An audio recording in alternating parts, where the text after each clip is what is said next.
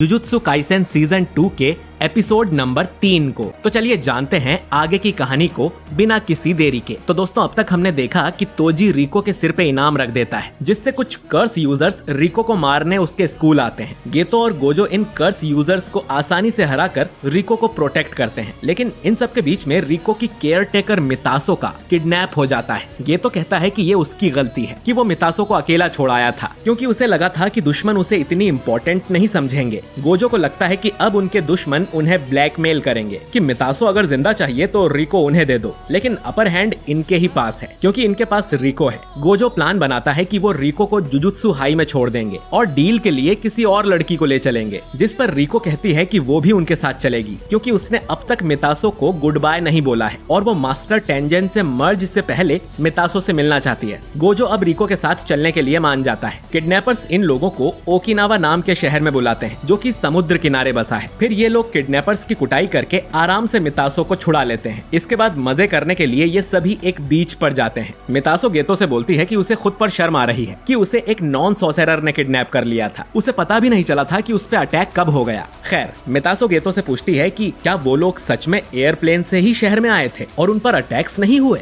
गेतो बताता है कि गोजो की आंखें अच्छी हैं। उसने प्लेन में बैठे हर एक पैसेंजर को करीब से चेक किया था और जब वो लोग हवा में थे तब भी गेतो का एक कर्स स्पिरिट उनके प्लेन पर नजर रखे हुए था। पर गेतो को समझ नहीं आता कि किडनैपर्स ने उन्हें यहाँ क्यों बुलाया, जिस पर मितासो कहती है कि शायद उनका टाइम वेस्ट करने के लिए, क्योंकि कल शाम को रिको टेंजेन से मर्ज होने वाला है। मितासो को ये भी डर था कि जब वो वापस जाएंगे तब कहीं एयरपोर्ट पर उन पे हमला ना हो जाए, जिस पर गेतो बताता है कि उन्होंने ऑलरेडी 2 सॉसेरर को एयरपोर्ट पर बुला कर रखा है वहाँ की देखरेख करने के लिए। ये सॉसेरर्स फर्स्ट ईयर के नानामी और हाइबारा थे, जिन्हें हमने सीजन 1 में देखा था। हाइबारा इस मिशन के लिए काफी खुश था। वहीं नानामी कहता है कि अगर कोई तूफान आ गया और फ्लाइट्स कैंसिल हो गईं तो उनके सारे किए कराए पर पानी फिर जाएगा। बीच पर घूमने आने का प्लान गोजो का ही था और वो दोनों यहाँ पर बहुत मजे कर रहे थे। ये तो अब गोजो से कहता है कि वापस जाने का टाइम हो चुका है, जो सुनकर रिको थोड़ी उदास हो जाती है। गोजो ये देख लेता है और गेतो से कहता है कि हम कल सुबह यहाँ से निकलेंगे, क्योंकि वैसे भी मर्ज कल शाम को है। गोजो आगे कहता है कि उनके लिए टोक्यो से ज्यादा सेफ ये शहर है, क्योंकि यहाँ पर बहुत कम कर्स यूजर्स हैं और कल सुबह रिको के सिर पे लगी बाउंटी भी हट जाएगी तो टोक्यो पहुंचने पर उन्हें कोई खतरा नहीं होगा। अब गेतो को चिंता थी कि गोजो ने कल से अपनी कर्स टेक्निक नहीं हटाई है और वो रात में सोता भी नहीं है, क्योंकि क्या पता दुश्मन कब हमला कर दे और इससे गोजो के शरीर पर बुरा असर पड़ेगा। जिस पर गोजो बोलता है कि मैं बिल्कुल ठीक हूँ और वैसे भी गेतो जब तक तुम मेरे साथ हो मुझे कुछ नहीं हो सकता। इधर नानामी को ये सुन अच्छा नहीं लगता है कि वो लोग आज रात यहीं रुकने वाले हैं। अब ये लोग साथ में कई सारी जगह घूमते हैं, अच्छा खाना खाते हैं और रात में एक्वेरियम देखने भी जाते हैं, जिनसे रिको को बहुत अच्छा लगता है। फिर अगले दिन ये टोक्यो वापस आकर जुजुत्सु हाई में एंटर करते हैं। रिको के ऊपर लगी बाउंटी 4 घंटे पहले ही हट गई थी और अब ये जुजुत्सु हाई के बैरियर के अंदर सुरक्षित थे, इसीलिए गोजो अपनी इन्फिनिटी शील्ड को बंद कर देता है क्योंकि वो काफी थक चुका था। और तभी अचानक कोई गोजो की पीठ में तलवार घुसा देता है। गेतो को समझ नहीं आता कि ये आदमी जुजुत्सु बैरियर के अंदर कैसे आ गया।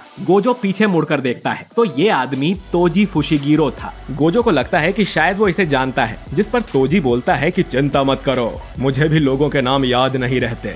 इसके बाद हमें एक फ्लैशबैक दिखाया जाता है। जब गोजो का जन्म हुआ था तभी उसके नाम के काफी चर्चे हो गए थे, क्योंकि वो 6 आइस टेक्निक के साथ पैदा हुआ था। तब तोजी भी गोजो को देखने गया था और गोजो ने पीछे मुड़कर तोजी को देखा था। ये पहली और आखिरी बार था जब किसी ने तोजी को अपने पीछे महसूस किया हो, इसीलिए तोजी ने पहले तो गोजो को काफी थका दिया और जब उसके सेंसेस कमजोर हो गए तब उसने हमला कर दिया। अब गोजो तोजी को हवा में उड़ा देता है और गेतो एक वॉर्म कर्स को बाहर निकालता है जो कि तोजी को खा जाता है। इसके बाद वो गोजो की तरफ जाता है तो गोजो कहता है कि वो ठीक है, उसके किसी वाइटल ऑर्गन्स पे चोट नहीं पहुंची है और अपनी कर्स एनर्जी से उसे ज्यादा नुकसान नहीं होगा। अब गोजो गेतो से कहता है कि वो रिको को मास्टर टेंजेन के पास लेकर जाए और इस आदमी को वो संभाल लेगा। अब गेतो रिको और मितासो को लेकर यहाँ से चला जाता है और तोजी उस कर्स को चीरते हुए बाहर निकलता है और उसके पास एक बड़ी सी तलवार भी आ गई थी और साथ में उसके कंधे पर एक कर्स स्पिरिट भी थी, जिसके अंदर से तोजी अलग अलग हथियार निकाल सकता है। तोजी देखता है कि रिको यहाँ नहीं है और उसे लगा लगा था कि वो गोजो को एक ही वार में मार देगा।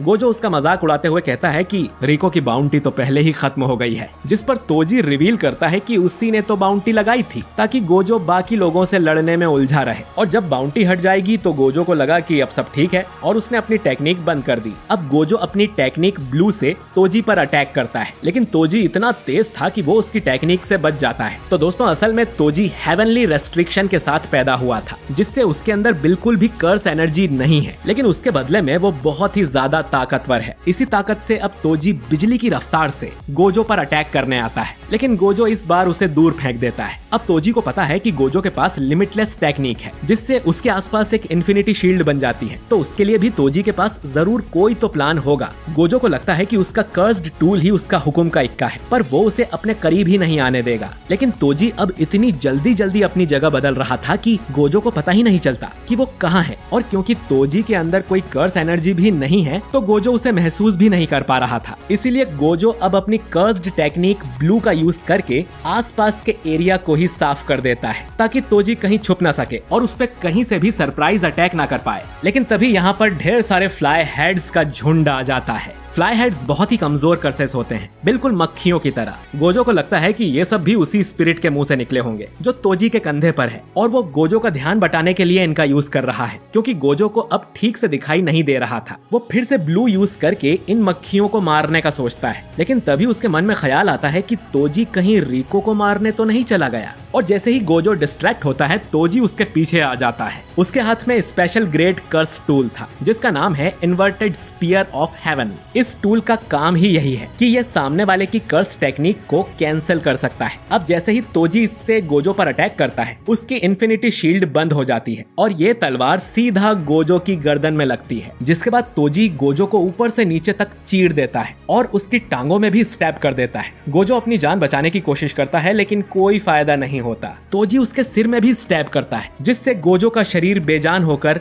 नीचे गिर जाता है, जैसे वो मर गया हो। इधर गेतो रिको और मितासो को लेकर जुजुत्सु हाई के सबसे निचले हिस्से में जाता है। यहाँ रिको मितासो से अपना आखिरी गुड बाय बोलती है और दोनों बहुत रोती हैं। फिर गेतो रिको को लेकर टॉम्ब ऑफ द स्टार के मेन हॉल में जाता है। वो रिको को बताता है कि मास्टर टेंजन कहाँ पर है, और ये भी उनके आसपास एक बैरियर होता है जिसके अंदर वही लोग जा सकते हैं जिन्हें उन्होंने खुद इन्वाइट किया हो, यानी रिको। तो रिको अब उनके पास जा सकती है, जहाँ उसका मास्टर टेंजन से मर्ज हो जाएगा, या तो हम वापस मुड़ सकते हैं और अपने घर जा सकते हैं। ये सुन रिको चौंक जाती है, क्योंकि उसे नहीं लगा था कि उसके पास वापस जाने का भी कोई ऑप्शन है। यागा ने इन्हें बताया था कि यह मर्ज होना उस लड़की की जान लेने के बराबर ही है, और फिर गोजो और गेतो के बीच पहले ही ये बात हो गई थी कि अगर उस लड़की ने मर्ज करने से मना कर दिया तो वो तुरंत ही मिशन को कैंसिल कर देंगे, चाहे उसके लिए उन्हें मास्टर टेंजन से लड़ना ही क्यों ना पड़े। गेतो आगे कहता है कि वो दोनों सबसे पावरफुल हैं, तो आगे जो भी होगा वो देख लेंगे। अब फैसला रिको को करना है कि उसे वापस घर जाना है या नहीं। रिको बताती है कि शुरू से ही उसे बताया गया था कि वो बाकी लोगों से अलग है और बहुत खास है, इसीलिए वो अपनी ज्यादातर लाइफ अकेली ही रही है। अब क्योंकि उसके पेरेंट्स भी मर चुके थे,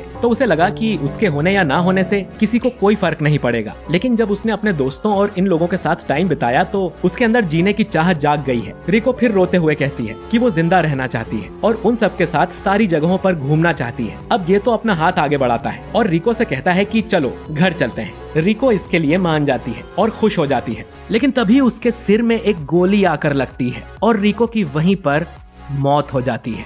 ये देख गेतो बहुत ज्यादा शॉक हो जाता है। ये गोली तोजी ने चलाई थी और वो कहता है कि चलो काम पूरा हुआ। गेतो उससे पूछता है कि वो यहाँ कैसे आ गया, जिस पर तोजी कहता है कि मैंने गोजो को मार दिया है। ये सुन गेतो बहुत गुस्सा हो जाता है और अपने दो सबसे पावरफुल कर्स स्पिरिट को बाहर निकालता है और तोजी से कहता है कि अब तुम मरोगे। और ये एपिसोड यहीं पर खत्म हो जाता है। तो दोस्तों मेरे हिसाब से तो ये अब तक का सबसे बेस्ट एपिसोड था और रिको की मौत सच में काफी सैड है। पर क्या गोजो सच में मारा गया है? क्या गेतो तोजी को मार पाएगा? और टेंजन का अब क्या होगा, क्योंकि मर्ज के लिए तो कोई है ही नहीं। ये सब हमें जानने को मिलेगा अगले एपिसोड में, तो उसे मिस ना करने के लिए अगर आपने हमारे चैनल को सब्सक्राइब नहीं किया है तो जल्दी से हमारे चैनल को सब्सक्राइब करके बेल आइकन जरूर दबाइए, ताकि हमारा कोई भी वीडियो आपसे मिस ना हो। वीडियो अच्छा लगा है तो इसे लाइक और शेयर करना बिल्कुल ना भूलें। मैं मिलता हूँ आपसे अगले वीडियो में। शुक्रिया।